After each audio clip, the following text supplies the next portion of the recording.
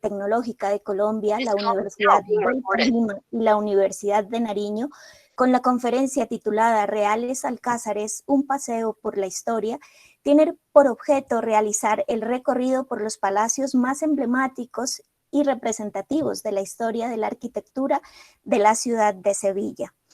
Agradecemos de manera muy especial a la doctora María José del Pino por su amable gestión y colaboración para que esta actividad se pueda realizar de manera conjunta con la licenciada Flor Álvarez, permitiendo que se realice sin ningún costo económico a los participantes. En esta actividad contaremos con la participación y colaboración, como ya lo he mencionado antes, de la doctora María José del Pino, quien es doctora en Sociología, profesora e investigadora del Departamento de Sociología de la Universidad Pablo de Olavide de Sevilla, España. Se ha desempeñado como vicedecana de Prácticas, Empleabilidad e Internacionalización de la Facultad de Ciencias Sociales. Es miembro de varias redes internacionales como la Red Internacional de Psicología, la Red Universitaria Iberoamericana de Investigación y Promoción de la Seguridad, Salud Laboral, ISULA Colombia, Innovagogía, entre otras. Sus publicaciones desarrollan temáticas sobre estudios de género, indicadores de desarrollo humano y de violencia de género, salud, estrés, entre otras. En esta ocasión nos acompaña como moderadora de estas conferencias y de esta visita programada. También nos acompaña la licenciada Flor Álvarez, licenciada en Derecho, asesora jurídica y gestora cultural, el doctor Honorio Aguilar García, arquitecto y doctor en arquitectura por la Universidad de Sevilla, España.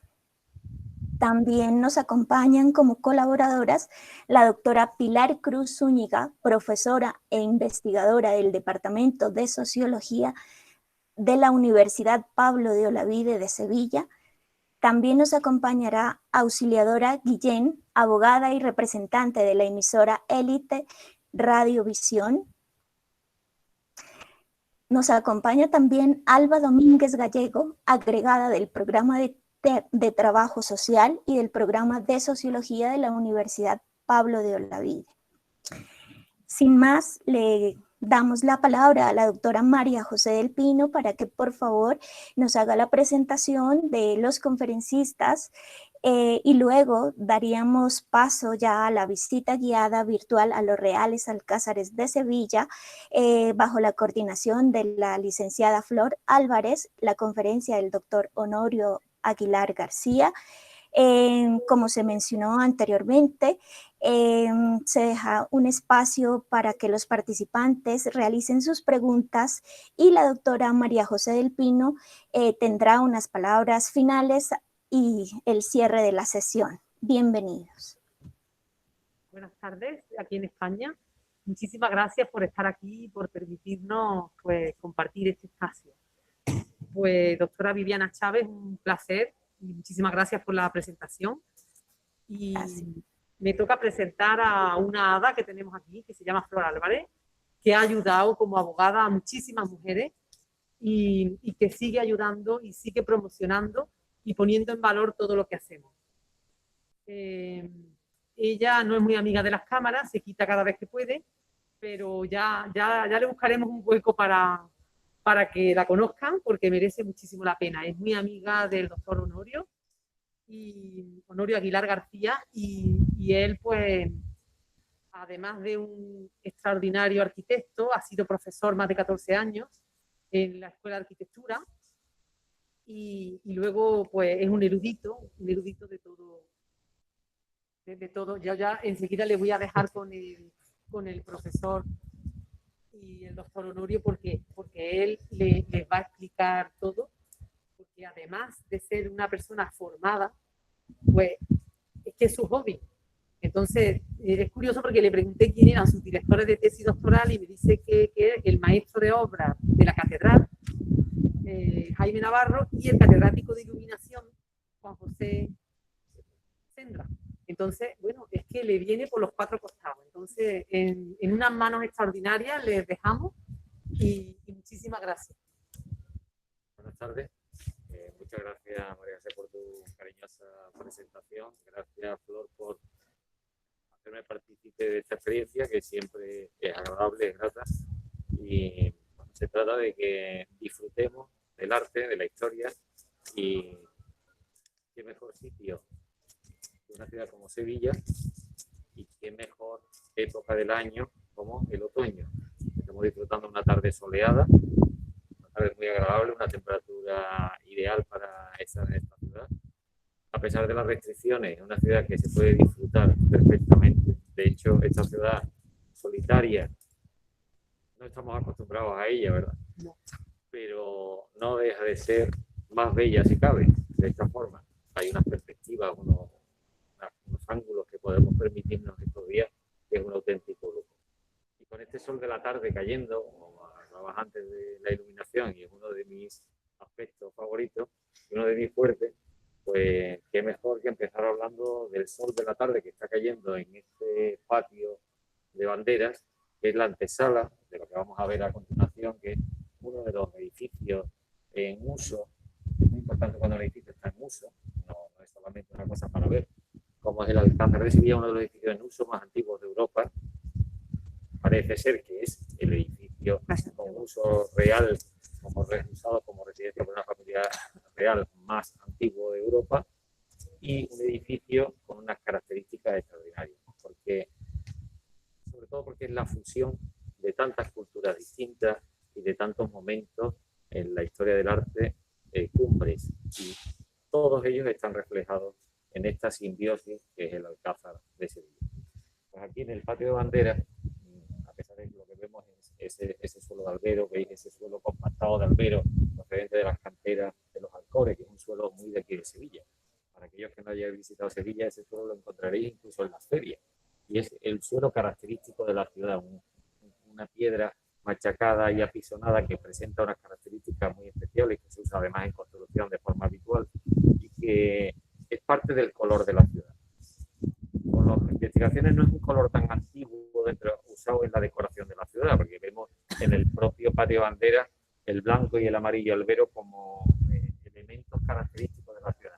Y es más bien desde la exposición de 1929, la gran exposición iberoamericana de Sevilla, cuando se empieza a utilizar ese color característico de la ciudad. Hay precedentes. Pero prácticamente se extiende, y sobre todo en toda esta zona de la ciudad próxima al Alcázar, que es el barrio de Santa Cruz, una zona que tuvo una remodelación importante en ese momento. Pues bien, bajo esa capa de albero compactado existen restos de los primeros asentamientos en esta zona de la ciudad, que era una especie de península, en una desembocadura de un afluente del río Guadalquivir. Sabéis que la ciudad está condicionada toda su historia por el asentamiento junto al río Guadalquivir, un río con unas características muy particulares porque desciende muy poco respecto al nivel del mar, y eso le ocasiona una serie de inundaciones y de cambios de curso que le confieren unas características especiales. Porque en este lugar está probado que es uno de los primeros asentamientos, ya del siglo VII a.C., y se han recogido en las recientes excavaciones, aunque luego han sido ocultas, esperemos que algún día salgan de nuevo a la luz, pues elementos del siglo I, elementos romanos y elementos visigodos, de una de las posibles primeras basílicas visigodas de la ciudad, la de San Vicente, una de las tres más antiguas de la misma. Pues bien, en esta zona es quizá el inicio de toda la construcción del Alcázar. Estamos justo al lado de la muralla que se levanta para acercar la ciudad y para defenderla de los invasores y de las crecidas del río, porque en Sevilla, al tener tan poco desnivel con el río y con el mar, pues había que defenderse también del agua. Y esa muralla romana, que después es aumentada, reforzada, cantidad innumerable de torres, de almenas, por los almohades, por los almorávides, pues empieza aquí a edificarse con unas primeras construcciones que el resultado es una amalgama de edificios justapuestos de una belleza absolutamente singular. Pues vamos hacia adentro y vamos a descubrir los otros.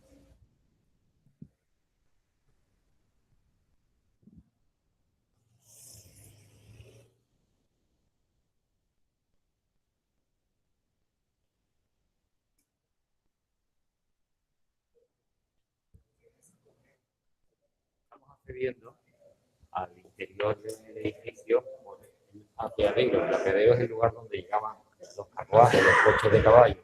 Y es una, digamos, de las últimas del edificio, aunque parte de la cerca primitiva. Vamos pasando a hacer. Sobre esa cerca hay unas primeras construcciones de la época califal del siglo IX, es Abderramán. Un poco más alto.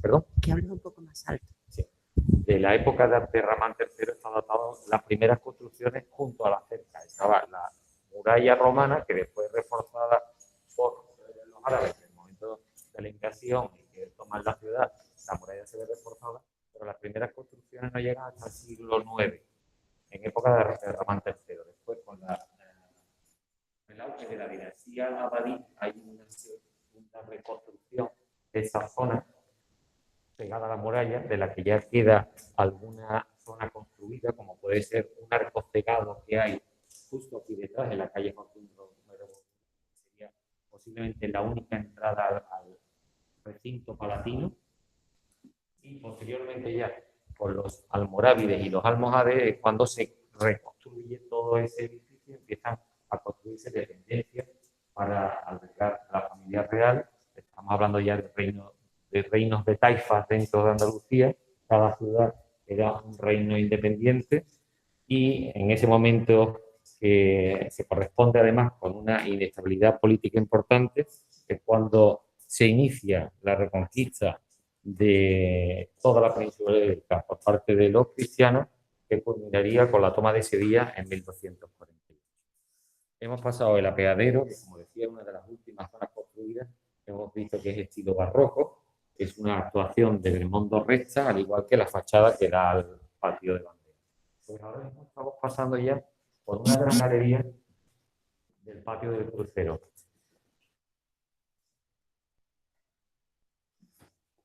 De nuevo, estamos viendo arquitectura barroca.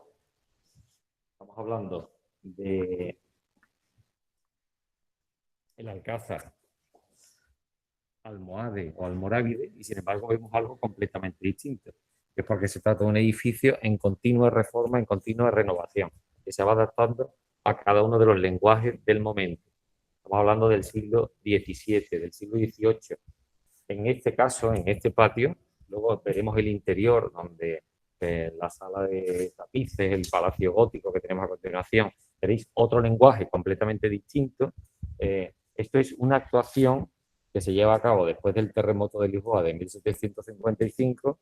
Hay pues graves afecciones en la ciudad y en concreto aquí en el edificio, y se cambia por completo el aspecto de este patio. Este era un patio que tenía dos niveles distintos, con un desnivel de casi 6 metros entre una zona y otra. La descripción que se hace de este patio es absolutamente singular, porque se habla de esa zona baja llena de naranjos, con lo que veríamos desde arriba solamente las copas de los naranjos, donde habría una fuente central, 4 estanques en los ángulos y una serie de galerías bajas. Pues es curioso que después de toda esta remodelación, por ahí, por esas hendiduras que vemos ahí, esas rejas en el suelo, podríamos ver parte de la cota inicial, y de hecho, por los jardines después vamos a ver una de las galerías que restó de esto. Esa sería la profundidad inicial, ahí está, de este patio. Pues después vamos a entrar desde el jardín de la danza a los baños de María de Padilla, y esos baños son en realidad una de las galerías de la cota del patio inicial, que después todo esto lo que se hace es pues enterrarlo y construir un solo patio rectangular a una misma cota. Pero fijaos lo que ha ido cambiando con el paso del tiempo. Pero repito, aquí vemos un lenguaje absolutamente barroco que no se corresponde para nada con lo que estoy contando de la fundación de este edificio palatino. No.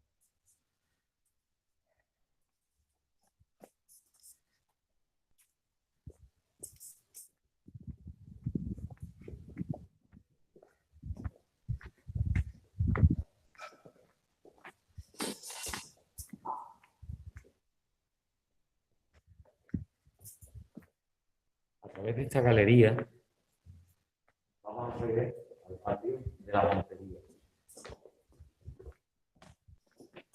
En el patio de la Montería ya comenzamos a ver otro lenguaje, que es el de la arquitectura moderna. Una arquitectura plenamente española, una arquitectura que solo se produce aquí, de ahí su singularidad, y que resulta como fusión del arte cristiano y el arte musulmán. En este caso, los vencedores toman el arte de los vencidos como parte de su lenguaje. Pues fijaos, en este patio, repito, denominado de la Montería, tenemos una gran fachada mudéjar, a este otro lado, al oeste, otra fachada barroca, a este lado tenemos parte de la muralla, que en principio tenía unos arcos de herradura, que luego fueron cortados los arcos de herradura, porque estos arcos o las herraduras son los que tienen esos picos en el techo, que son plenamente almohades o almoravides. Pues esos arcos sobre la muralla y que conectan con el patio del León. Y de nuevo otra fachada barroca. Fijaos, en este espacio los distintos lenguajes se combinan perfectamente y que estamos traspasando a través de varios siglos. Muy bien. ¿Puedes repetir lo de los arcos? Sí, estos arcos eran unos arcos de herradura de la época almohade y que luego fueron cortados. Y ahora mismo los vemos como arcos de medio punto y que conectan el patio de la Montería con el patio del León. Decía que en esta fachada, que puede considerarse quizá uno de los elementos cumbre del arte mudéjar, combinan los elementos de la arquitectura cristiana con los de la arquitectura musulmana. Cualquiera diría que esto es igual que la Alhambra, que es un edificio almohade, o en el caso de Granada sería nazarí, pero no tiene nada que ver con eso. Es la mano de obra de los árabes, de los mudéjares, de aquellos que pervivieron en la ciudad después de la conquista de la misma y que se les permitió tener sus costumbres, su religión, a cambio de un tributo, que precisamente la palabra mudéjar viene de ahí, de mudella, de tributo, y que fueron tomados con mano de obra por el bajo precio de los materiales, que en principio es el ladrillo, los yesos y algunos elementos aportados como las columnas de piedra. Pero el conjunto es absolutamente singular. Fijaos en la composición de esta portada. Por ejemplo, esa puerta adintelada es plenamente cristiana, no es un arco y sin embargo es el acceso principal. El ataurique que tiene en la parte superior, que son esos dibujos en filigranas que veis en el dintel de la puerta y en la clave, y después aquella batería de columnillas que vemos en la parte superior, con los arcos lobulados, y por supuesto las dos ventanas geminadas en los lados, que son esas dos que están partidas por una columna en el centro, y la columna tripartita, y la ventana tripartita del centro, que remata la composición. En cambio, arriba vemos letras latinas, donde se describe pues, la fecha de construcción, la fecha de terminación, en realidad, que es en 1402 cuando se termina. ¿Y quién la hizo? Que fue Pedro I el Cruel o primero el Justiciero, dependiendo de quién habla de él, se le llamaba de una forma u otra. Y después veis pues, la terminación con el vuelo, el voladizo de madera, talla de todos los mocárabes y todos los elementos de la cultura musulmana. Preguntan si puedes repetir lo de la parte superior. ¿Lo de las ventanas o...? Las ventanas y el voladizo. Sí, las ventanas son geminadas las de los laterales y tripartitas las del centro, y después en la inscripción pues se habla de la construcción que se terminó en 1402, aunque este palacio se terminó antes, se terminó en 1365, unos años antes de la muerte de Pedro I, pero la portada se terminó en esa fecha. Y después tenemos aquello es una especie de alfarje de madera y una serie de mocárabes, que son esas piezas que veis debajo del voladizo que rematan la cornisa. Pues esto, que parece una arquitectura de la época árabe, es en realidad un palacio construido por los cristianos después de un palacio gótico. Después veremos un palacio gótico que fue el que construyó Alfonso X, y en cambio su sucesor, que fue, pues, en medio estuvo Alfonso XI, pero Pedro I es posterior a Alfonso X. y Pedro I lo que hace es utilizar un lenguaje mudéjar en lugar del lenguaje gótico que habían utilizado pues, los primeros moradores de este recinto. Quítate la mascarilla si quieres, guardamos la distancia. Sí, es que no se puede. No se puede. Pero Para que la seguir guardes. hablando, no sé si le va a servir. Sí, debe tener cuidado. Ahí. Esto es un pequeño impasse. Vaya, Pues vamos a acercarnos a la parte más antigua del Alcázar.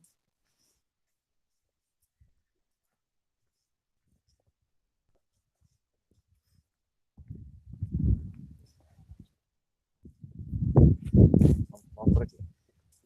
Este patio se llama el Patio del León, porque a aquel lado del patio conecta el exterior, justo frente a la catedral, con la denominada Puerta del León.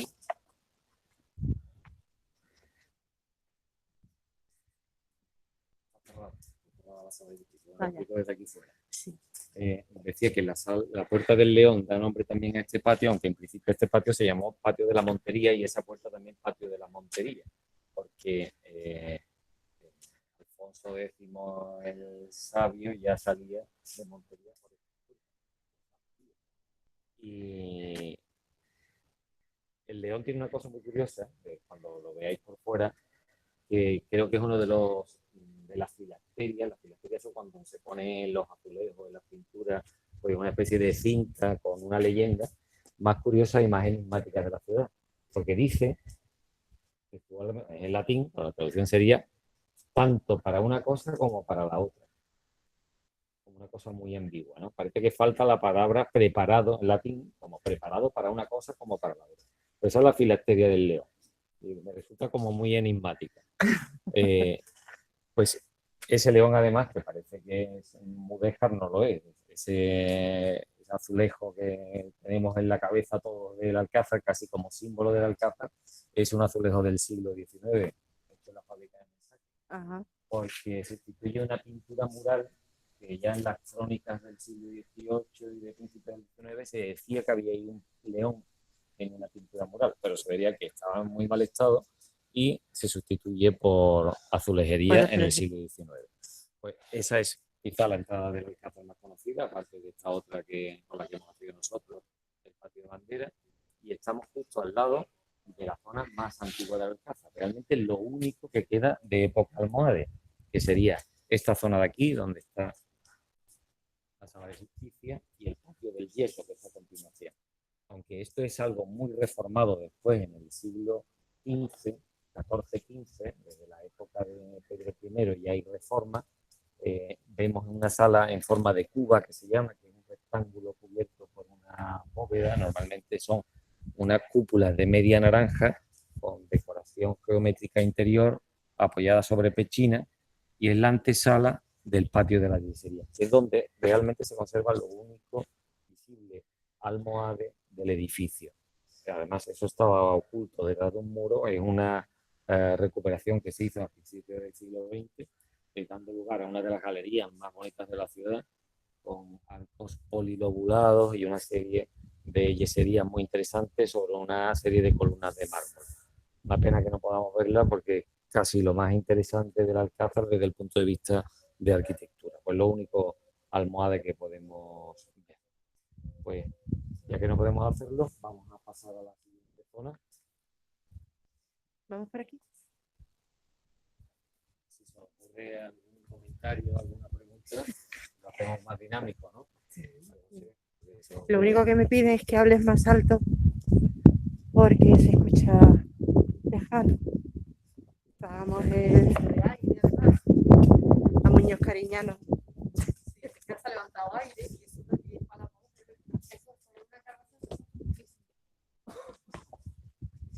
Mira, estos son granadas y son unos setos de granados. La granada está buenísima. Estamos en época. Estamos en época. Es una fruta además muy simbólica. Sí, sí, es muy mística. No, muy mística, muy simbólica. No solamente por el color, sino por todo. El cristianismo se asocia a la redención, porque cuando se abre, pues sale todo eso grano del interior y es uno de los nombres de las advocaciones. Precisamente estamos en un edificio condicionado por la historia por Alfonso X el Sabio, pues casi todas las iglesias que todavía se siguen llamando de la Granada, aquí en la provincia de Sevilla y en el sur de Extremadura hay muchas que se llaman de la Granada, son fundaciones de Alfonso X el Sabio, porque era su advocación preferida, que la de la Granada. Yo creí que era muy granaína. No tiene nada que ver con eso. Y también Buenas tardes.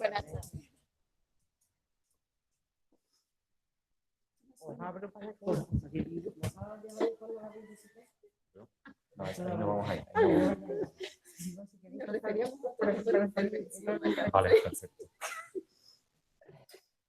Este es el Salón del Almirante y aquí es donde solemos hacer los congresos y jornadas.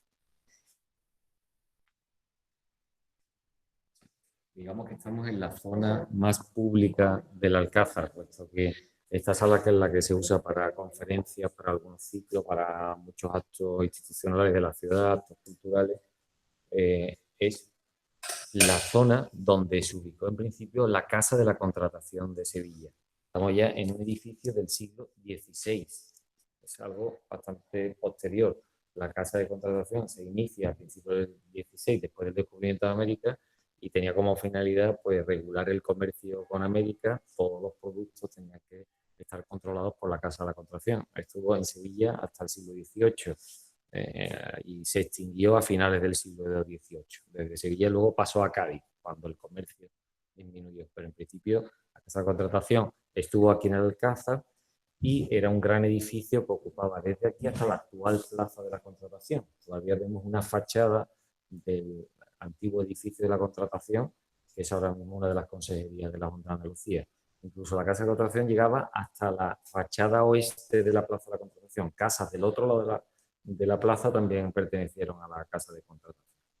Pues en principio en esta sala se han desarrollado también muchos actos históricos para la ciudad y muestra de ellos son también pues, los cuadros que hay colgados desde la inauguración de la exposición iberoamericana de 1929, que es el cuadro de Alfonso Grosso. Aquí hay cuadros de Carlos y María Cristina. Todo el Alcázar encierra una gran cantidad de obras de arte. Sobre esta sala, por ejemplo, está en la zona que se denomina los cuartos altos del Alcázar o el cuarto alto del Alcázar, que no se puede visitar y que suele utilizarse para albergar a la familia real cuando ocupa la ciudad, porque esta es la residencia real de Sevilla. Pues aquí arriba hay un murillo, ¿no? El San Francisco Solano y el Toro, que se pudo ver no hace mucho tiempo en el Museo de Bellas Artes. En realidad su ubicación es esta, es el Alcázar de Sevilla.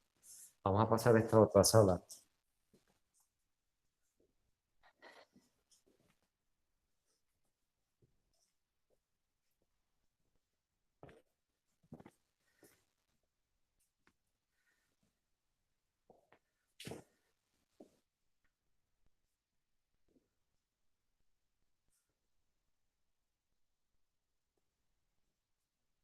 En la que nos sorprende pues, la cubierta, pues una techumbre de madera, con esa decoración geométrica, una especie de bóveda de pañuelo, y el banco corrido de piedra, que ya nos está indicando su función. Si hay ese banco es porque es para reunirse para algo, ¿no?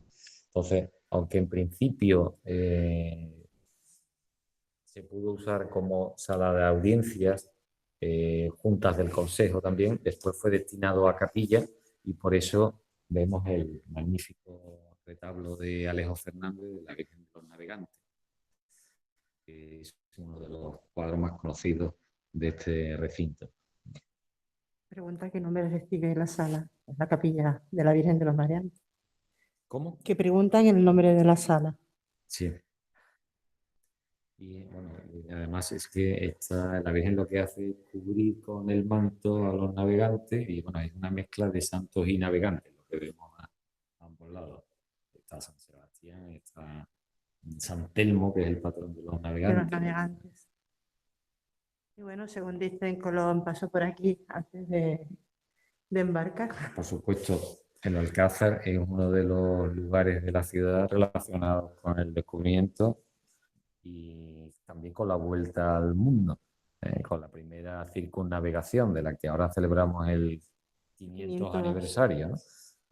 Aunque llegó en 1522 y lo celebraremos en el 22, el quinto centenario de la vuelta del Cano, porque ya fue el Cano el que terminó la expedición, pero la salida con Magallanes fue 3 años antes. Y aquí llegó el 8 de septiembre de 1522. Celebraremos ya el... Sí.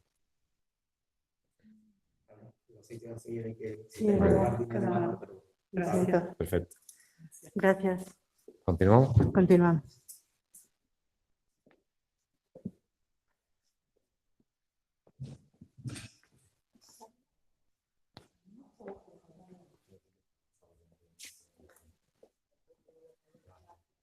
Hasta luego, gracias.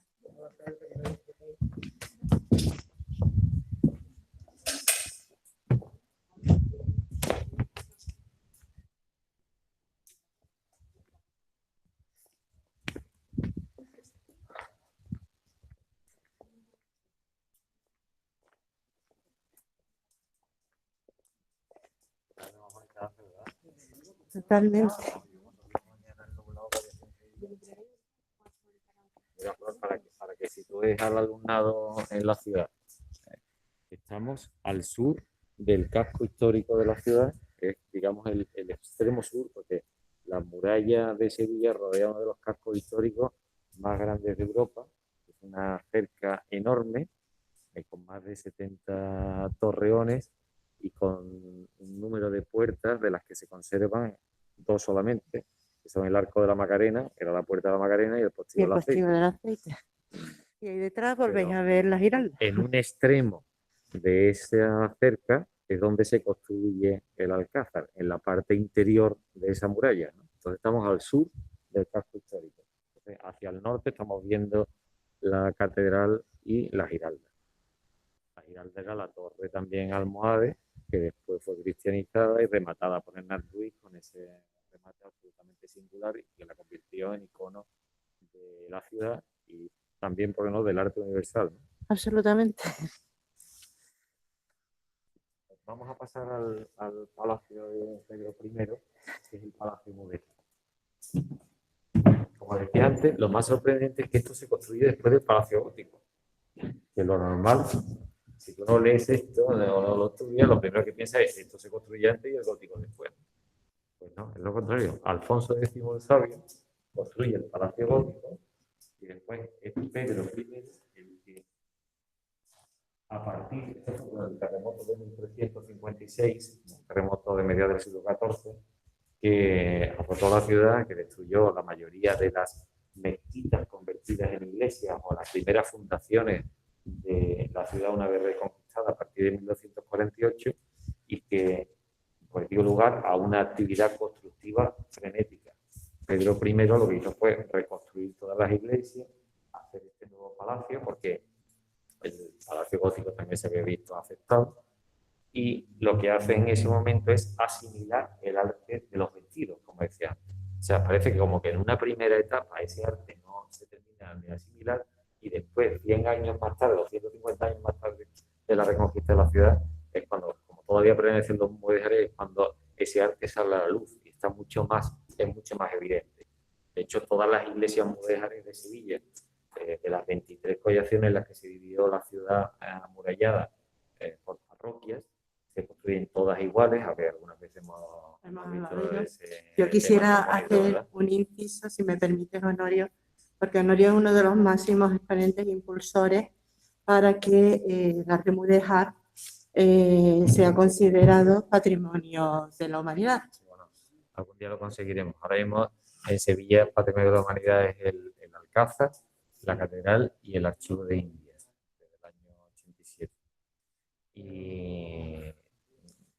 Y se me ocurrió la idea de por qué no el mudéjar, siendo un arte tan diferente a todo, que reúne todos los preceptos que se supone que tiene que tener un edificio o un entorno para que sea patrimonio de la humanidad, y es que sea fusión de cultura que sea una asimilación de estilos completamente distintos, que se localice en un lugar geográfico concreto, que tenga un ámbito delimitado, que los edificios estén relativamente bien conservados, que lo reunía todo. Es que es algo tan singular el arte mudéjar que entendía que esa propuesta se podría sacar adelante. Y bueno, la llevé al ayuntamiento, el ayuntamiento aprobó la propuesta y está en estudio por parte de la Junta de Andalucía.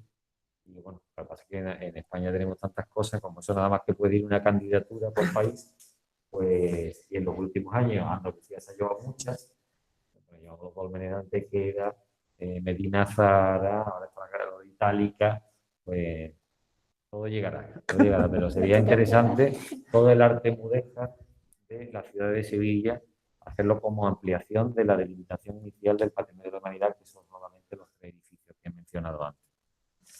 Pues bien, estamos en un edificio cristiano. Esto fue la residencia real, que el otro edificio, el Palacio Gótico, que construyó Alfonso el Sabio, a partir de 1355-56, de unos 8 o 10 años después de la conquista de la ciudad, lo que se hace es adaptarse a lo que había, a los edificios almohades que hay en la ciudad. Igual que la catedral era la mezquita, o el altar, pero era la mezquita, o el campanario era el alminar de la mezquita, de la gran mezquita Alhambra, pues el palacio real preexistente. Entonces, después de ese palacio gótico, que ya pues, habían transcurrido prácticamente 100 años de su construcción, Pedro I decide construir un palacio más privado, más para la residencia de la familia real, como residencia privada, y una zona que parece claro que estaba destinado a la familia, a la reina y a los hijos. Había otra parte más pública también dentro de este palacio, pero todo para la residencia. Ahora mismo esta parte no está accesible por las limitaciones COVID.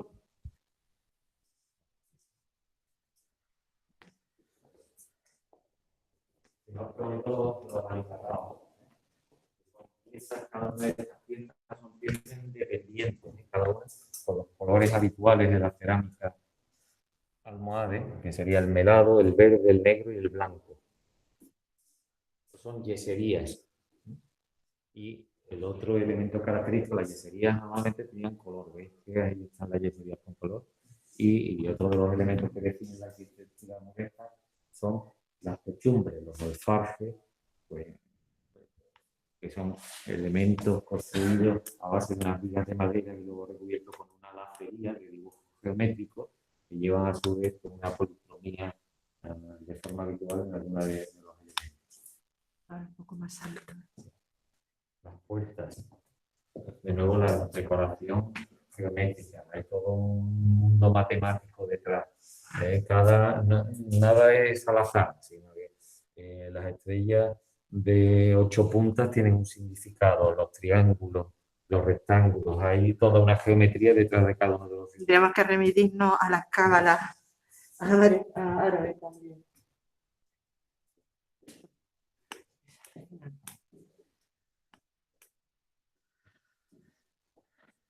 Este corredor más bonito, vamos a pasar a través de la galería.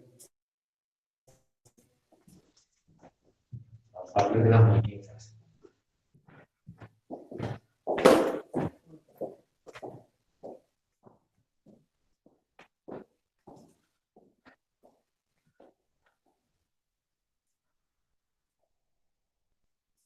Esta zona es una de las zonas más reservadas para las familias. El nombre de las muñecas, aunque hay en alguno de los arcos hay unas cabezas de unas niñas, pero también es porque pudiera ser la zona destinada a la reina de los niños.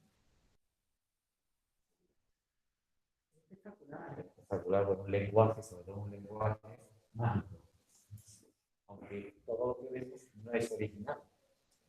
Aquí, pones aquí que esto es como del siglo XV, siglo XIV, cierta parte del siglo XIV. Pues no, aquí también mucho del XIX, porque esta galería esa galería que hay metida se metió a mediados del siglo XIX. Una incorporación. Las columnas se cambiaron también. Habían deficiencias las antiguas, no se sustituían. Además, hay datos de quién hizo las columnas y todo. Cómo se cambiaron.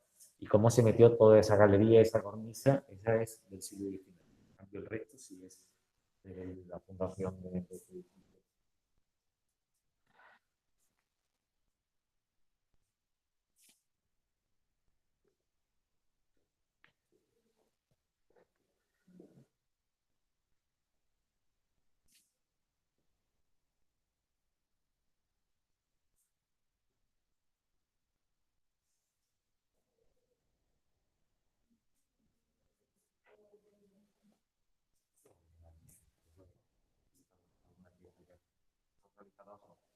El denominado cuarto del príncipe, porque aquí nació el único hijo varón de Isabel la Católica, el príncipe Juan, que luego murió, pero que estaba destinado a ser rey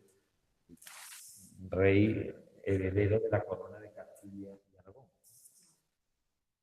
Tenemos una película, una serie de Netflix de la reina Isabel que la recomendamos. Sí, muy recomendable. Muy recomendable. Muy recomendable. Y luego hay otra del nieto de Carlos. Entonces, esas dos series de Netflix las recomendamos porque nos cuentan mucho de toda esta historia. Muy interesante. Reyes católicos, luego La de televisión española, ¿no? sí.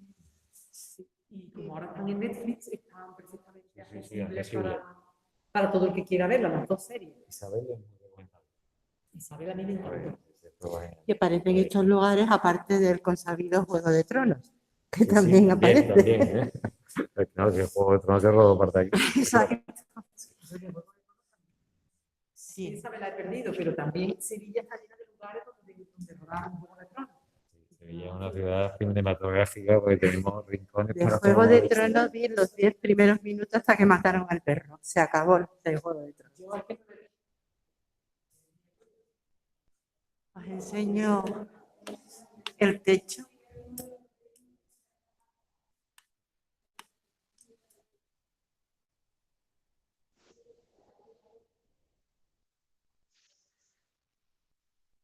Bien, pues nos despedimos del cuarto del príncipe Juan.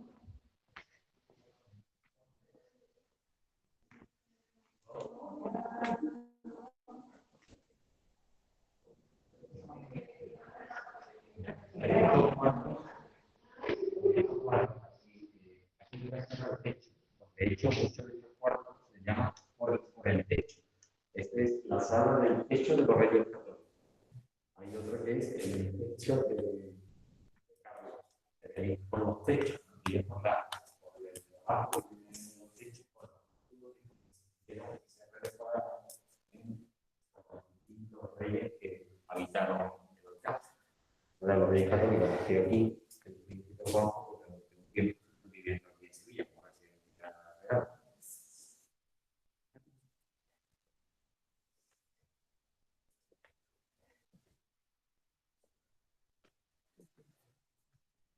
Esta se llama Salón del Techo de Felipe II, porque intervino en la ejecución del techo, que es una bóveda casetonada, que es posterior, estamos hablando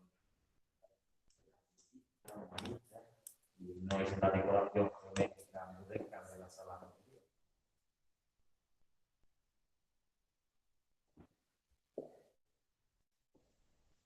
En general, uno de los elementos más bonitos que tiene la casa. Por eso decía que bonito iba a ser la visita por la luz de la tarde. Y así es como entra el sol de la tarde, cayendo desde el lado oeste atraviesa.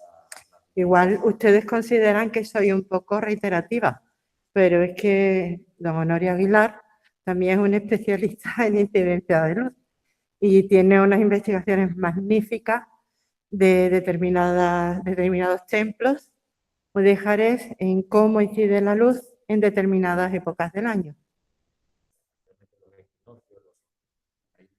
Una historia muy interesante. Vamos a pasar a la sala más espectacular.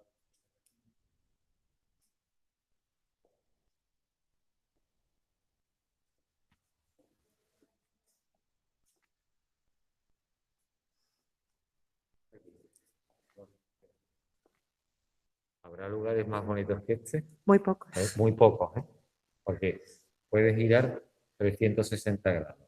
Y si quieres vamos a hacer ese giro y con eso vamos contando qué está pasando. Vamos a empezar aquí. Estamos en el Salón de Embajadores, que la zona es una cuba, una arquitectura parecida a la que decía de la Sala de Justicia, a la que no hemos podido acceder, que es lo único almohade que quedaba de la construcción visible dentro del Alcázar. Pero aquí estamos dentro del edificio de Pedro I, estamos hablando ya del siglo XIV, y de un edificio cristiano con manos de obra árabe. Pues fijaos el lenguaje que se utiliza, pero Vamos a subir mirad la lentamente. fusión de cultura que supone meter esa cúpula media esfera que se llama de media naranja sobre esos mocárabes que son plenamente árabes, y debajo de esos mocárabes que vemos dorados, bueno, por supuesto la cúpula tiene toda una decoración geométrica de estrellas, de geometría, etcétera, pero sin embargo debajo vemos una cornisa plenamente cristiana. Esa cornisa es de arcos góticos y representa a todos los reyes, las dinastías que han gobernado España, y en uno de ellos, por supuesto, también en la cara sur está Pedro I representado. Pero veis, aquí está Pedro I. Allí está Pedro. Pero Alonso de Sade, Fernando el Católico, todos. Y es una colección de retratos magnífica, quizá la más completa que existe en España. Impresionante. La historia de las dinastías en España es curiosísima, ¿no? Si nos vamos solamente por no irnos demasiado atrás, si empezamos con Fernando III, el conquistador, que en el caso de la conquista de Sevilla, el que intervino en la toma de la ciudad y que luego conoció como Fernando III el Santo. Su hijo, Alfonso X el Sabio. Políglota, erudito, culto, filósofo, lo tenía todo. Pero es que si ves el árbol genealógico de Alfonso X el Sabio, es que nosotros ahora vemos la movilidad como algo habitual. Tú te vas a estudiar a Nueva York, te vas a China, pero es que en el siglo XIII no era tan fácil esa movilidad. Y estas dinastías tenían un árbol genealógico que cogía no solo a Europa, es que la abuela de Alfonso X el Sabio era la hija del emperador de Constantinopla. O sea, es que en una persona se reunían dinastías de Europa y de lo que hoy es parte de Asia también. Su madre era alemana. Entonces, al final, esa cultura da lugar a algo. En el caso de que Alfonso X el Sabio estuvo muy condicionado por su familia, ¿está claro? Una persona de ese tiempo era un adelantado a su momento. Y hablarían varios idiomas con No, y Alfonso X el Sabio tenía 5 idiomas y de políglota. Y decía, y después de Alfonso X el Sabio Habla un poco más alto, el audio está... Después de Alfonso X el Sabio viene Sancho IV, el Bravo, después es Fernando IV, después viene Alfonso XI, y después de Alfonso XI ya viene Pedro I, que coincide además con la Primera Guerra Civil Castellana. Esa guerra se produce, yo digo que es por un lío de amorío, más que por otra cosa, y es porque el padre de Pedro I, Alfonso XI, tuvo su mujer oficial, la reina, era María de Portugal, pero luego tuvo su amante, que era Leonor de Guzmán, que era conocida entonces, que tuvo 10 hijos. Entonces, uno de ellos, Enrique de Trastámara, fue el que se opuso a su hermano, terminó asesinando a Pedro I, creo que fue en 1368-69, y fue una guerra civil castellana, fue la primera de las guerras civiles castellanas, los defensores, los pedristas y los enriquistas. Y en realidad era una lucha de poder. Pedro defendía más el Estado centralizado en él y quitaba poder a la nobleza, y en cambio pues era muy avanzado para su tiempo en cuanto a los derechos de los ciudadanos, el libre comercio, el florecimiento de las ciudades. Por eso el pueblo estaba de parte de él, le llamaban Pedro el Justiciero. En cambio, la nobleza y aquellos que habían perdido poder con su reinado le llamaban el Cruel, que era muy cruel con las ejecuciones de todos aquellos que se sublevaban. Al final le salió mal y fue el asesinado por Enrique de Trastámara. Y entonces la dinastía pasó a los Trastámara, a Enrique, porque en realidad era un hijo ilegítimo del mismo padre, de Alfonso XI. Historias. Sí, además porque provienen de Galicia. Los Trastámaras eran tras el río Estar. Efectivamente, sí. Además, cuando, bueno, todos los reyes tenían en ese momento amantes, porque el propio Pedro I tenía su consorte, bueno, primero se casó con Blanca de Borbón y Blanca de Borbón casi la exilió a los días de casarse porque la dote no la pagaron, porque no estaba enamorado de ella, porque él estaba enamorado de María de Padilla, que son esos baños que he dicho antes que luego vamos a visitar. Que a María de Padilla la conoce en un viaje a Gijón, que se la presenta a un tío suyo buscando influencias en la corona de ese momento. Y bueno, se veía que era una mujer muy formada, muy culta, por lo visto influyó mucho en las decisiones del propio Pedro I y con ella también tuvo hijos. Bueno, y luego la reconoció como reina una vez muerta, ¿eh? A María de Padilla. Sí, sí, sí. No, realmente, no solamente en esa época, sino en épocas más recientes y casi actuales, los matrimonios eran por conveniencia y por los herederos. Después cada cual pues tenía sus vidas y vivencias. Sobre El estanque. Pues mira, este es el patio de las doncellas. Quizá el espacio más conocido, al igual que la sala de embajadores, es la sala más reconocida y más suntuosa del Alcázar. Este como patio es el patio más reconocible dentro de la iconografía que tenemos del Alcázar. Pero es que es un sitio absolutamente espectacular. En este caso, además, tras una restauración que se hizo en el año 2002, se descubrieron estos jardines semienterrados, porque en principio esto estaba todo pavimentado a la misma cota, con el agua, con esta lámina de agua, con esta fuente central que vemos, ese estanque, ¿no? Pero en principio estaba todo al mismo nivel y al hacer las excavaciones se encontraron que había una diferencia de cota entre el patio inicial y el patio que se apreciaba entonces. Y en este caso pues se descubrieron esos arcos entrelazados tan bonitos y casi lo mismo que contaba del otro patio, del patio del crucero, que había unos naranjos a otro nivel para ver las copas de los naranjos desde arriba, en aquel caso mucho más profundo. Pero la composición es absolutamente singular, porque en este caso las columnas son pareadas, vemos que son un grupo de 2 columnas y en los 4 ángulos de 3 columnas, los arcos polilobulados, que son todos esos arquitos que vemos dentro de cada arco, con un arco central de más tamaño en cada una de las caras. En 2 de las fachadas hay 7 arcos, en otras 2, en los lados cortos serían 5, y la composición geométrica de toda la decoración de la yesería, con el alero que vemos de madera, con esa cornisa volada de madera, que indica la altura que tenía el edificio Mudéjar, puesto que la planta de arriba solamente tenía algunas zonas construidas. Arriba que vemos, pues un lenguaje completamente distinto, en este caso ya es un lenguaje renacentista.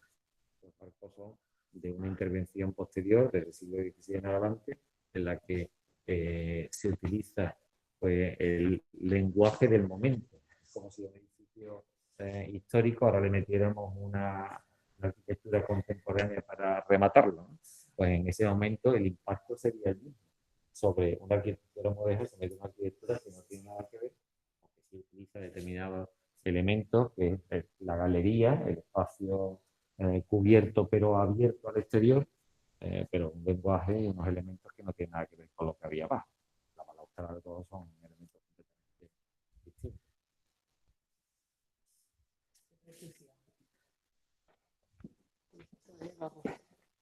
Pregúntale si le está gustando.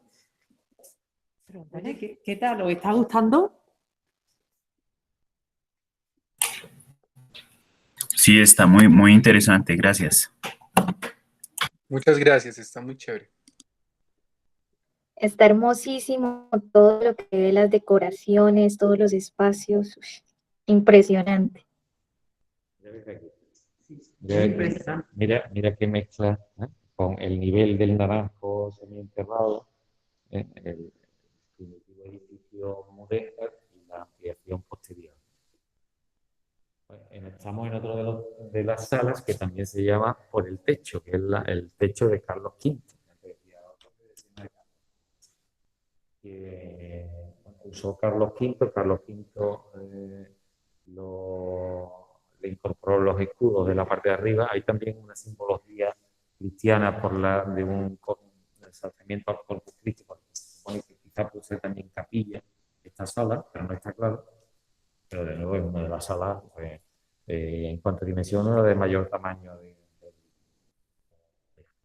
En el Alcázar se casó Carlos V con Isabel de Portugal. Ya en el siglo XVI. Esa es la otra serie que hay. Sí, Es Carlos. Netflix. Carlos. Carlos, entonces, Carlos V, esa es la que también le recomendamos que vean. Isabel, la reina Isabel, y Carlos V, que era su nieto. Esas dos son dos series que les va a enseñar muchísimo de la cultura, ¿verdad? Muchísimo, De la historia de España. Pues son momentos clave, además, Exacto. cruciales con la historia de América. Bueno, y encima entrelazada. eso, ya lo sentimos, pero momentos. La imagen de puerta, arco. Es increíble. Hay que aclarar que sería Carlos I de España. Primero de España y V de Alemania. Conocido como Carlos V. Que fue también emperador, que gastó todo el dinero en la guerra.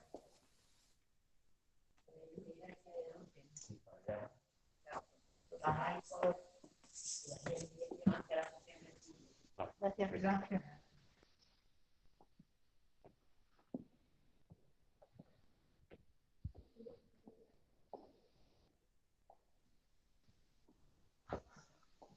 Pues imaginaos, a mí me gusta imaginarme los edificios, no así como museos, sino Habitados. imaginaos esto como mobiliario. Mobiliario, tapices, alfombras.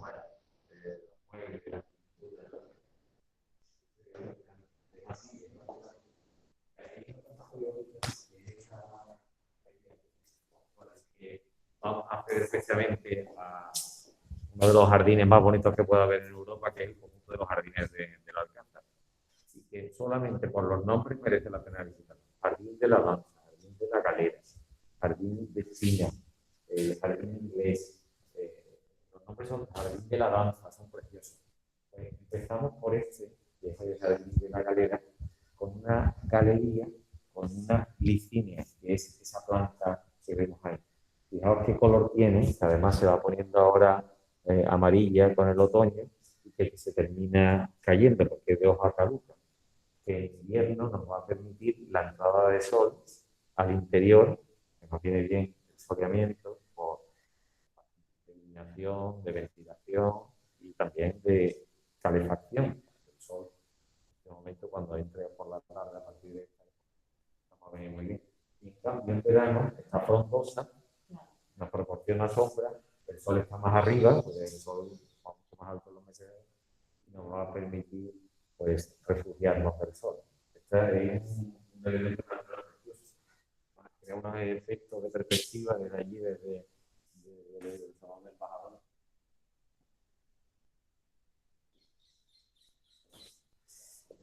Vamos al jardín.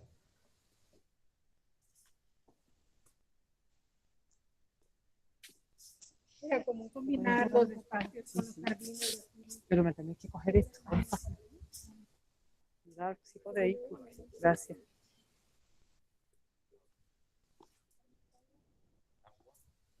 Casi igual que el interior, ya no, casi que no hay límites entre el interior y el exterior, una continuidad.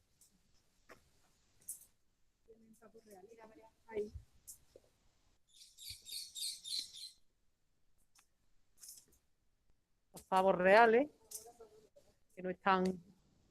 Aquí tenemos a Alba y al recinto que nos acaban de explicar.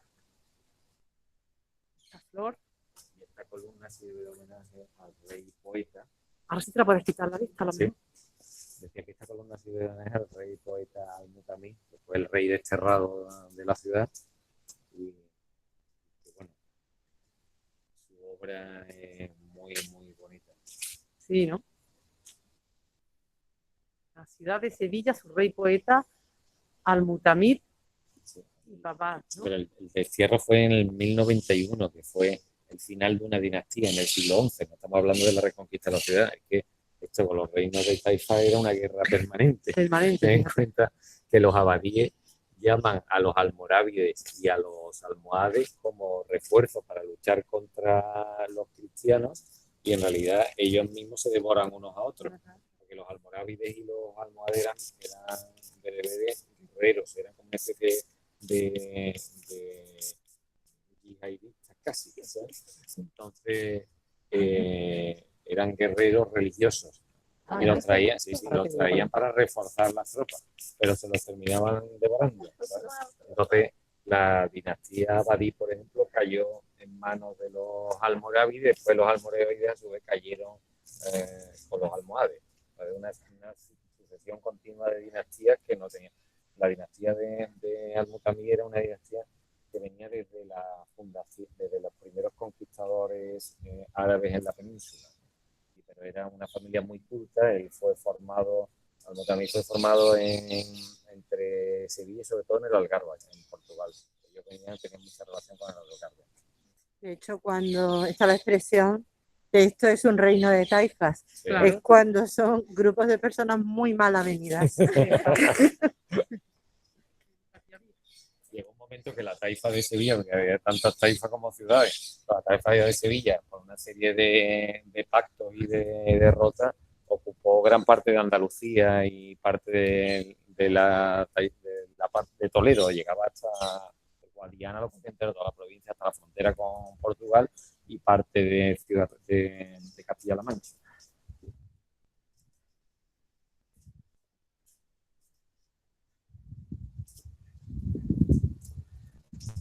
El jardín de Troya.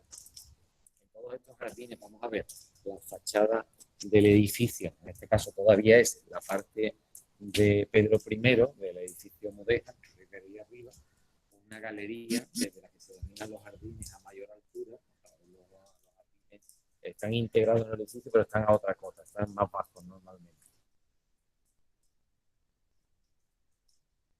Los jardines árabes en realidad tienen esta forma, son como espacios inconexos, son como pequeños mundos cerrados.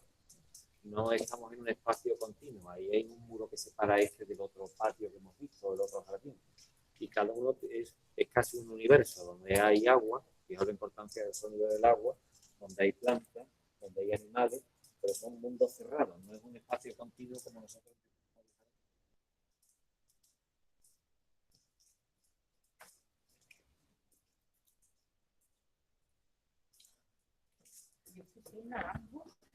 Son naranjos cortados como setos. No sabemos si son dulces o agrios. Agrias. Son agrias. La mayoría de los naranjos en Sevilla son agrios. Sí, y era, claro, no. Hay gente que la usa, sobre todo los ingleses y las inglesas, para hacer mermeladas. De hecho, los naranjos de aquí y del municipio de Sevilla son comprados por la Casa Real Británica Para hacer la mermelada. Para hacer la mermelada de naranja, que está exquisita. Otra cosa que también os recomiendo, que probéis la mermelada de naranja, maravillosa, con mantequilla, riquísima, o con aceite de oliva. Pero con mantequilla sabe deliciosa.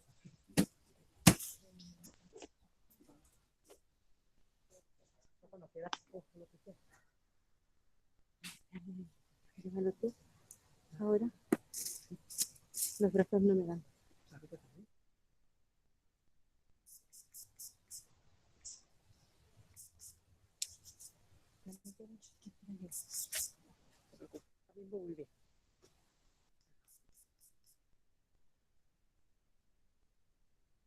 Bueno, ¿qué os parece? Fijaos qué belleza con el ruido del agua, que no sé si podéis oírlo. Esto nunca jamás está así de vacío. Está lleno de gente, pero estamos prácticamente solos, el grupo que venimos con el doctor Honorio. sea que esto es extrañísimo, ¿verdad? Que esté así de vacío. El Alcázar se ha convertido en uno de los edificios más visitados de España. El año pasado superó los 2 millones de visitas. Es un edificio que tiene un atractivo enorme, como podéis ver. Pero verlo así es una delicia, ¿no? Claro. Para nosotros sí. La fuente. Danza, se llamaba de la danza porque aquí había constancia de unas figuras danzantes que se perdieron, además no se sabe dónde fueron a parar, pero que ya presenta fachada hacia el Palacio Gótico. Pero vale, no sé, esta fachada no tiene nada que ver con lo que hemos visto allí detrás. Y puede parecer como que esto es una arquitectura cristiana posterior a aquello. Y sin embargo, esto es más antiguo que aquello. Este es el Palacio Gótico que hace Alfonso X de Sabia. ¿No? Y aquí abajo vamos a encontrar. Alba, échale una mano, por favor. No te preocupes, ahora cuando me canse te lo doy, gracias.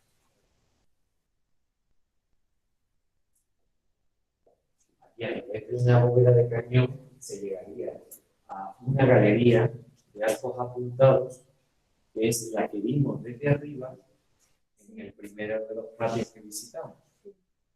Cuando vimos el patio del crucero, había 2 niveles distintos y luego se rellenó del pues esta cota era la cota. Esa es la cota inicial del patio. Y aquella galería que vemos al fondo, esa galería que vemos al fondo, ahí, de arcos apuntados con estanque, sí, es uno de los sitios mágicos, de los sitios más bonitos del Alcázar puede ser. Y esos son los baños de María de Padilla, ¿verdad? Pero ahí nunca se entra, ¿verdad? Sí, sí, se puede llegar hasta allí. Hasta allí se puede llegar. No ahora por la restricción del COVID. Porque estaba cerrado, se restauró hace unos años y desde entonces cuando se visita. Antes no se podía visitar. Claro, porque yo esta parte, fijaros que yo no la recuerdo. ¿Estáis viendo los baños al fondo? Son preciosos. Son preciosos. Pero que esos baños están hechos en una de las galerías del patio inicial, que era el patio del crucero. Pues estamos viendo los baños. Yo no he tenido la suerte de verlos y lo estamos viendo de lejos. Pero como han estado renovándolos, pues los frescos. Bueno, fijaos los frescos. Están un poco deteriorados, pero que por aquí no. Por aquí están preciosos.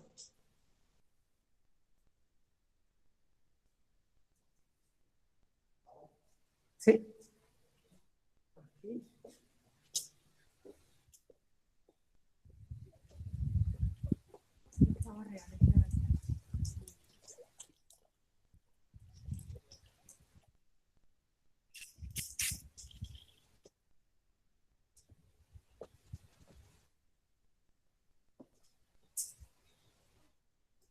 Patios cerrados de inspiración árabe, empezamos a ver jardines abiertos a partir de aquí. De esta cerca, este es el Jardín de las Damas, que es un jardín que se hace con ocasión de la boda de Carlos V, que tú mencionabas antes, que tuvo lugar aquí en el Alcázar. Ya es otra arquitectura, ya estamos hablando de renacimiento, lo que hemos visto antes. Son jardines que además de las fuentes, pues podemos ver arquitecturas, esos arcos de triunfo, esos espacios construidos. Hay una serie de cenadores y de pabellones también a lo largo de los jardines que son muy extensos. El cenador ochavado ese se destruyó, pero queda otro de los cenadores y el pabellón que vemos. Pero vamos hacia acá, hacia la galería de los grupos. Tras el lenguaje que hemos visto de arquitectura mudéjar, ahora nos sorprende una arquitectura completamente distinta. Para que se oigan bien. Sí, pues. Gracias.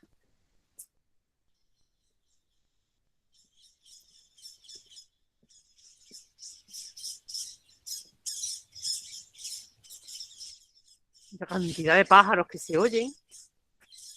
Está precioso, ¿eh? Fuentes por todas partes. Esta está apagada, bueno, está muy suavita, pero apagada no. Fijaos la extensión del Alcázar, de los jardines hasta allá. Y todavía son varias hectáreas más las que hay a continuación. O sea, que aquí hay hectáreas de jardines que probablemente no visitaremos. A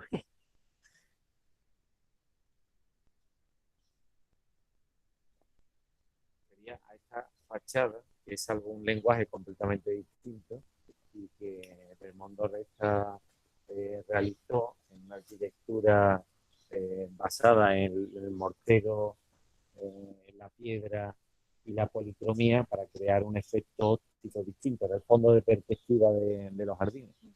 Y en este caso además estamos entre un elemento absolutamente singular, que es un instrumento musical basado en el agua. Fíjate.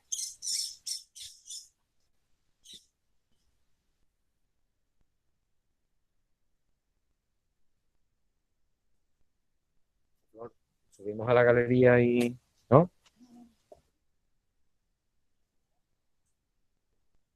¿Quieres? Yo me voy a quedar aquí, ¿vale? Bueno, también podemos, también...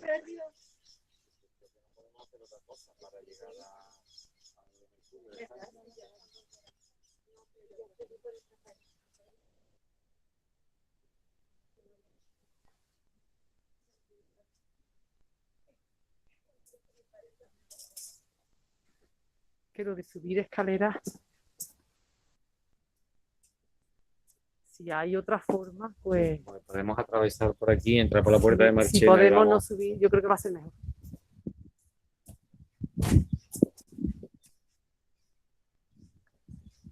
Fijaros, aquí había, bueno, aquí se han hecho un montón, ahí en ese patio al fondo, se han hecho un montón de actividades de la Universidad Pablo de la Vide de noche, y la verdad que han sido espectaculares.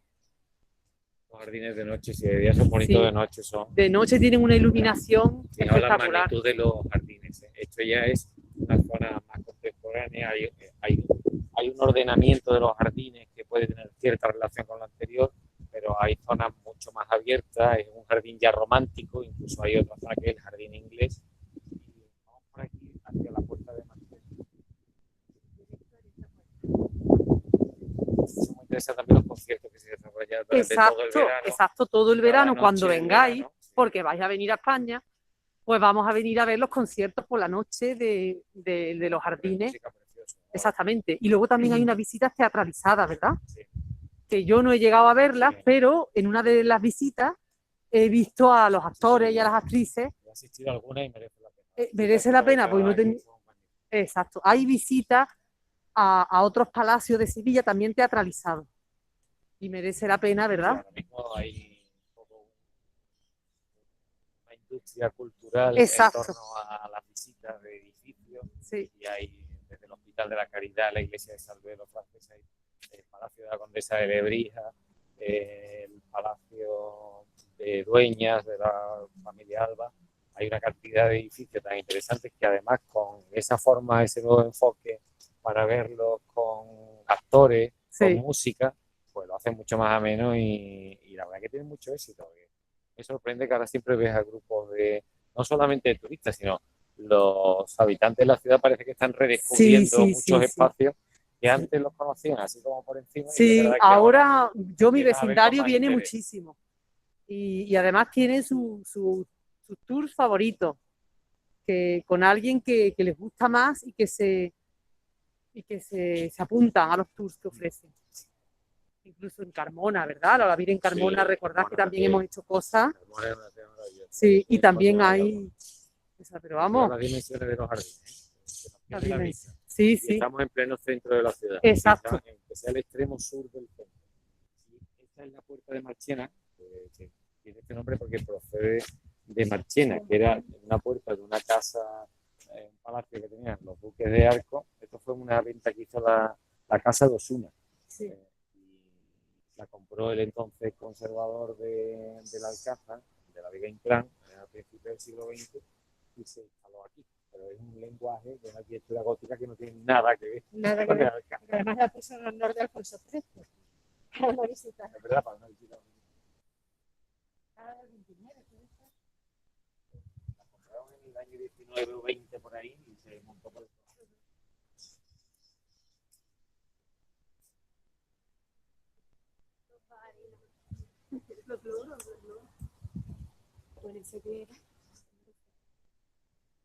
Pues en este espacio precisamente se han hecho muchas recepciones con la Universidad Pablo de la Vide y luego pues lo que hemos estado comentando, muchísimos conciertos. Y el ruido del agua a mí me parece majestuoso. No sé si ven el agua caer desde arriba.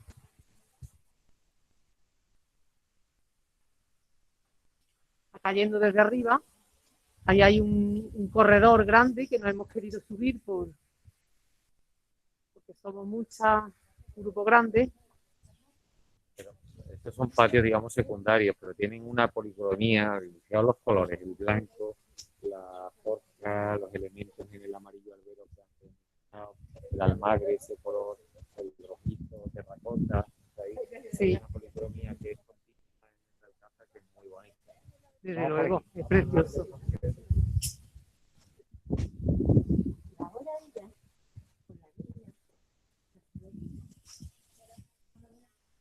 Qué cosa más bonita, ¿eh? Los bancos, que cualquier detalle. Buenas tardes. Vamos a dejar hablar el agua. Aquí vamos a decir nada. Ya que he sonido unos grupos. Acá tenemos los grupos de esta galería.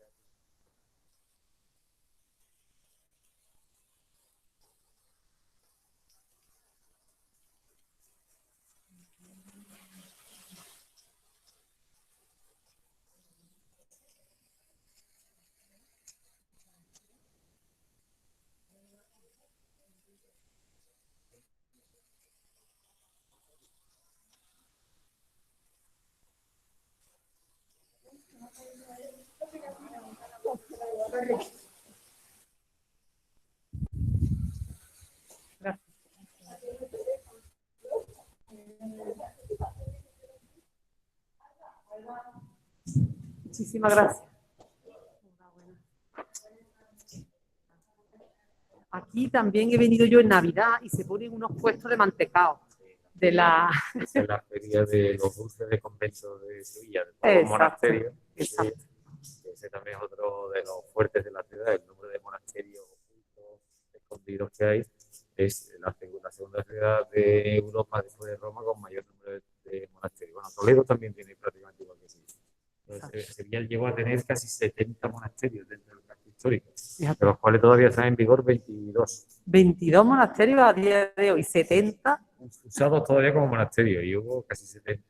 Además hay que apoyarlas, hay que comprar los dulces de convento. Sí. Y en la feria. Pero bueno, hay un patrimonio dentro de los conventos que sí.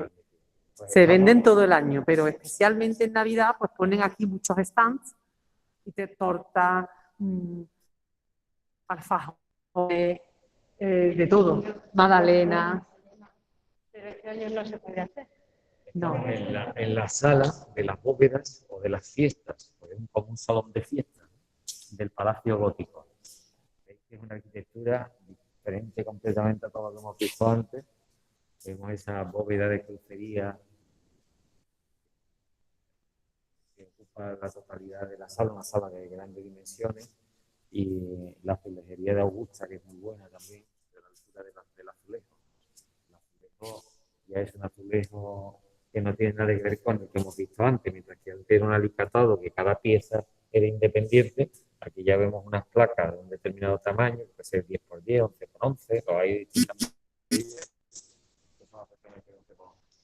y que tienen una policromía diferente, son los colores, ya los colores utilizados a partir del siglo XVI y especialmente en el XVII y el XVIII, el auge de la cerámica vidriada en Sevilla y los grandes alfareros de Triana y las grandes casas de cerámica. Triana es un barrio que ya lo vais a ver en clase de Sociología 1, al otro lado del río. Y que es una ciudad dentro de la ciudad. Exacto, que antes había un puente que no era de barcas. Y contaban la gente que cuando iban a comprar a Triana a lo mejor volvían a los 4 días. Mi padre era trianero y él era Triana, su reino de Taifa independiente. Y decían, voy a Sevilla. Y decía, igual. Exacto, voy a Sevilla porque tenían que cruzar el río. Y se sigue diciendo. Efectivamente, la gente de Triana dice, ¿tú eres de Sevilla? No, yo soy de Triana. Eso. Exacto.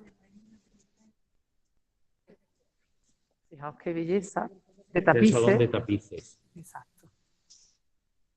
De nuevo permanecemos en la zona del Palacio Gótico, pero una zona muy transformada. De hecho, ya la arquitectura que vemos aquí no es para nada gótica, ya es una arquitectura barroca. Y esta es la primera fachada que vimos en el patio del crucero. Pues expliqué que detrás del terremoto de Lisboa se puso todo al mismo nivel y se reconstruyeron las fachadas. Pues este es el cuerpo que hay construido detrás de esa fachada.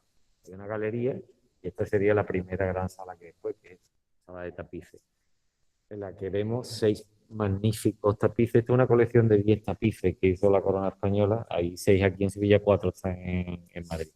Y que sustituyeron a unos antiguos que había del siglo XVI, que el tapiz es un elemento que se deteriora mucho con la humedad, con los cambios de temperatura.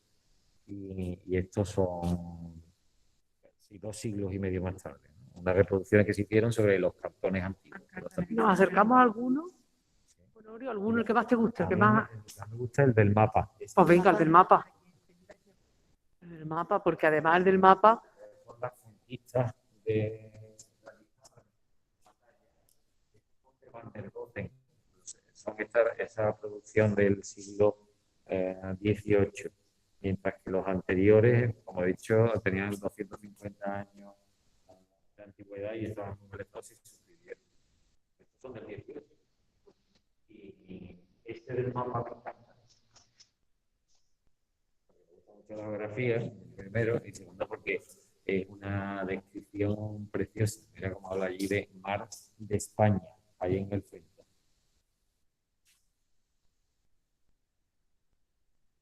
Y ahí tiene el mar de Italia. Sí, porque es una Mar de- visión al contrario de lo que nosotros hacemos, que está representado desde el norte hacia el sur. O sea, es como si estuviéramos representando el mapa desde Finlandia hacia abajo. Fíjate. Esa es la península ibérica. Aquí en este caso está Portugal a la derecha, Lisboa, aquí.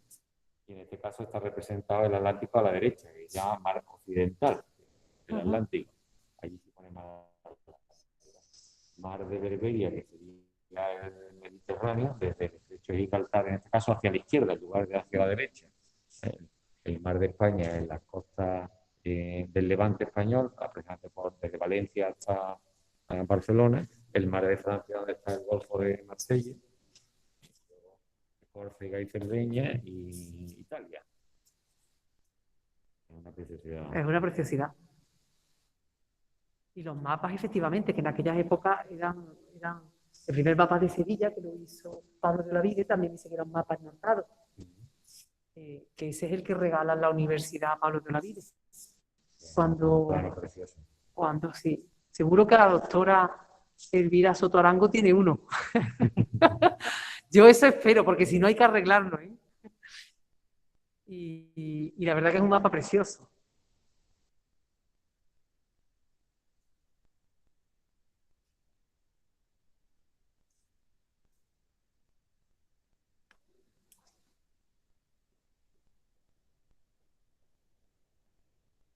Son inmensos. Yo no sé los metros que deben de tener, pero son enormes. Fíjense que este 8 por 6 metros. Y bueno, hemos entrado en detalle en uno y nos disculpáis porque, claro, es que los reales alcázares aquí podríamos estar pues días y días. Y claro, con una persona como el doctor Honorio y como nuestra licenciada Flor Álvarez, pues esto no tiene fin porque son dos eruditos.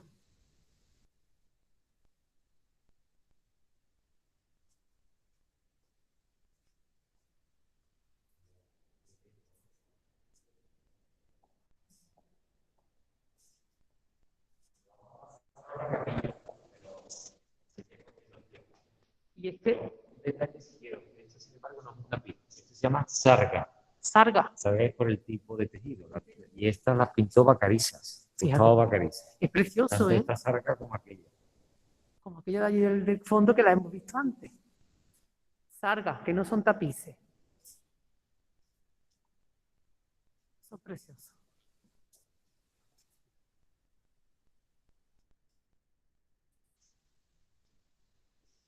tenemos la capilla. La capilla del Palacio Gótico. Porque hemos hablado también de una posible capilla que está de la Casa de la Contratación. Exactamente. Y el retablo es un retablo barroco expresivo por una pintura de la Virgen de la Antigua. La Antigua es la antigua devoción de Sevilla que las cajas religiosas llevaron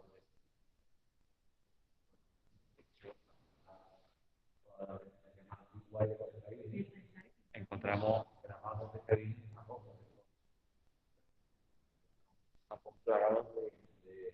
esta Virgen de esta Virgen de la Antigua, ¿verdad? Conocida la Virgen de los Reyes, de la Virgen de la Antigua, que es la que está en la capilla de la Antigua de la Catedral, que es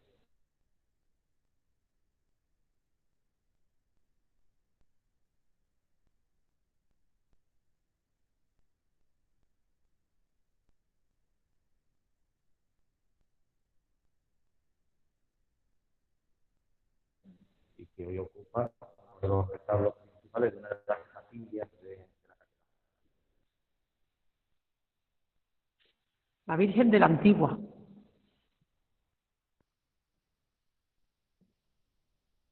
Es que es muy difícil hablar con una mascarilla y además una de estas que protegen en los hospitales, exactamente, de las que realmente asfixian. Se llaman la FP2, ¿no? FP2. Esta es la que tenemos. Y claro.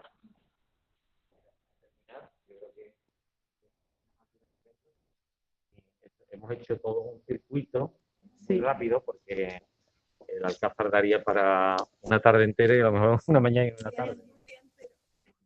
Hemos visto la mayor parte de los jardines, pero yo creo que tenemos ya una visión de conjunto, ¿no? Sí. De aquello que decía de lo más sorprendente es la mezcla de estilos, la sucesión en el tiempo de estilos, de culturas sobre un mismo espacio y cómo en muchos casos se ha ido integrando de forma correcta, sin destruir lo anterior, ¿no? Y vemos el Palacio Gótico, el Palacio Mudéjar, la Casa de la Contratación, las intervenciones barrocas, y todo contribuye a hacerlo un edificio absolutamente singular y diferente. De eso no hay duda.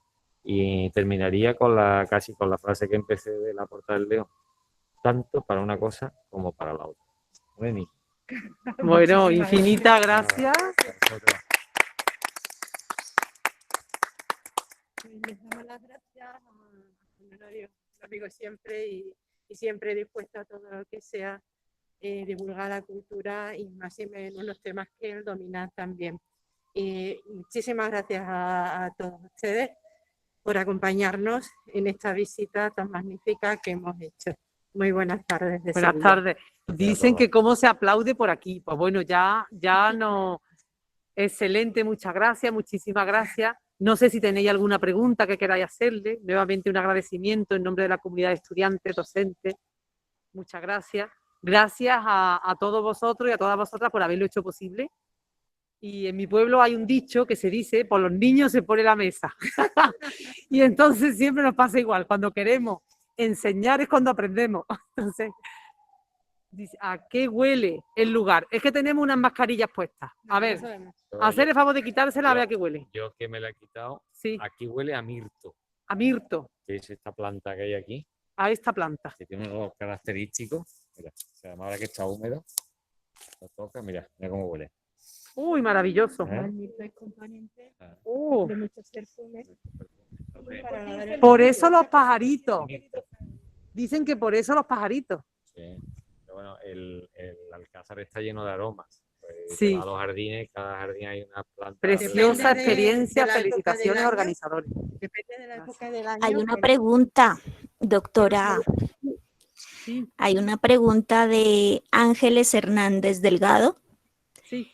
Dice, ¿el Alcázar de Sevilla sirvió de inspiración para la decoración de la Alhambra en Granada? ¿O qué relación podía existir? Si pudiese explicarnos. Son dos cosas completamente distintas. Mientras que la Alhambra es una cultura nazarí, de la dinastía nazarí, en Sevilla estaban los almohades, aunque de fuera los veamos todos como árabes, pero son estilos distintos, no son los rasgos iguales. De la Alhambra se conserva casi todo de la arquitectura nazarí. En cambio, en el Alcázar lo único que se conserva de arquitectura almohade, que puede ser coetánea de esa arquitectura nazarí, es la única sala que estaba cerrada que no hemos visto del Palacio de Justicia. Lo que después se ha construido, que es y que hemos visitado como arquitectura mudéjar, que incluso es posterior al gótico, es posterior a la Alhambra. Por tanto, de hecho, el patio de las muñecas y el salón de la sala de embajadores se inspiran bastante en Comares de la Alhambra. O sea, por lo tanto, sería lo contrario. Claro. Pues sí. ¿Y quieren alguna pregunta, algún comentario más?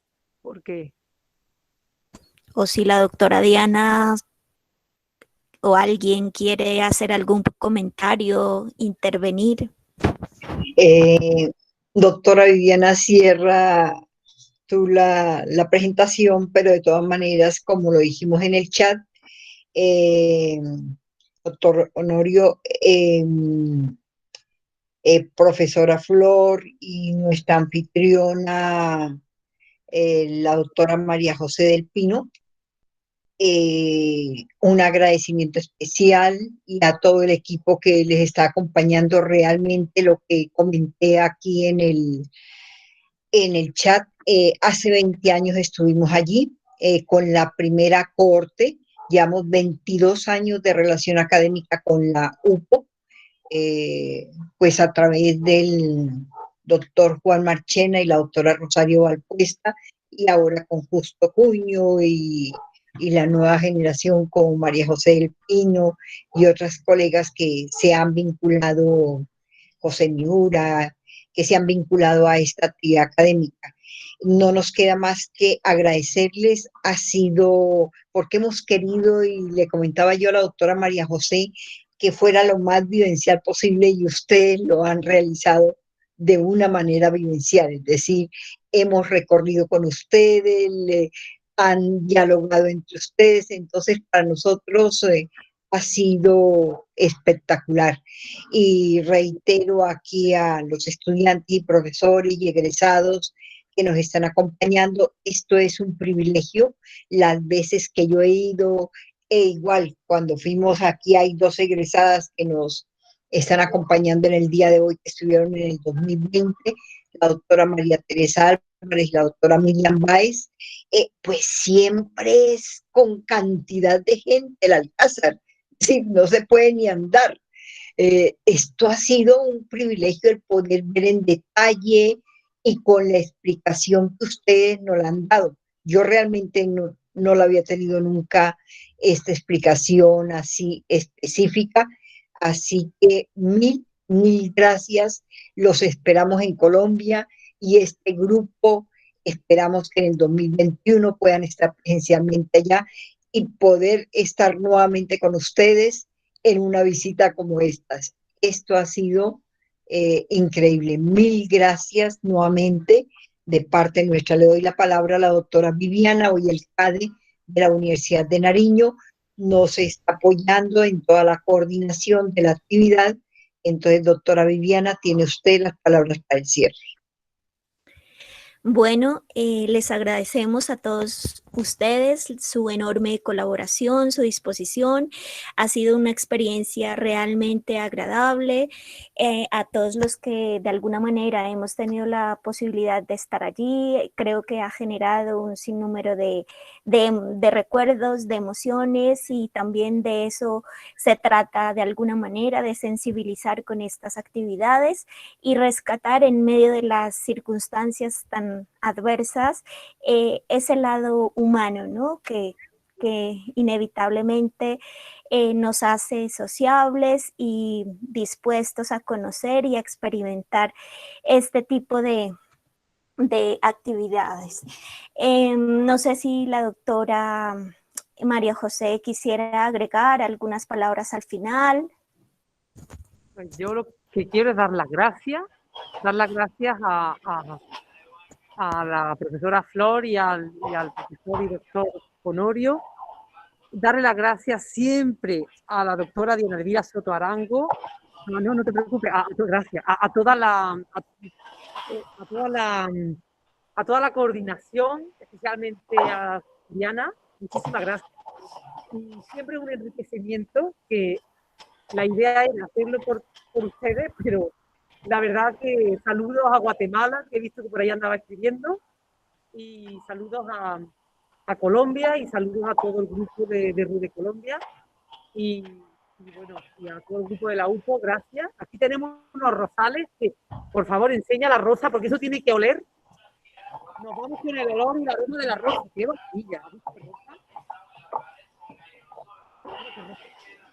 Es que en el caso de mis abuelos, y todavía de vez en cuando se encuentran rosales con unos aromas y unos olores, pero aquí con la mascarilla no sabemos nada.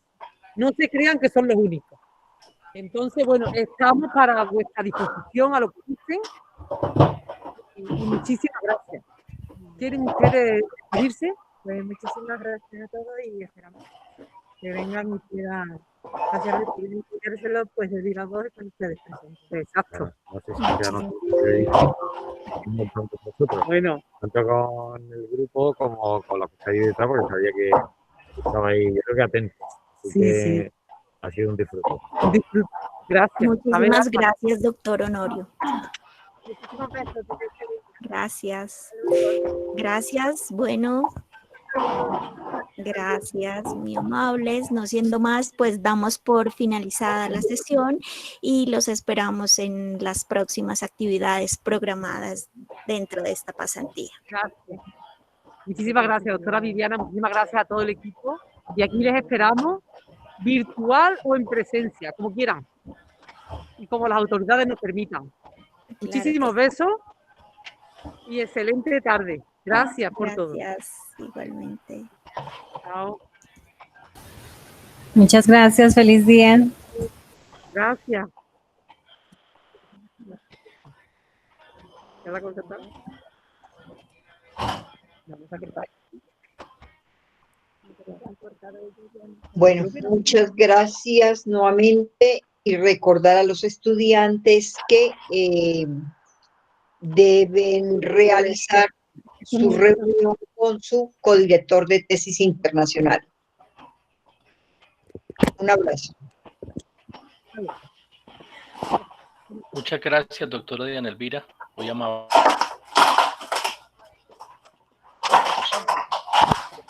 Y ahora se va a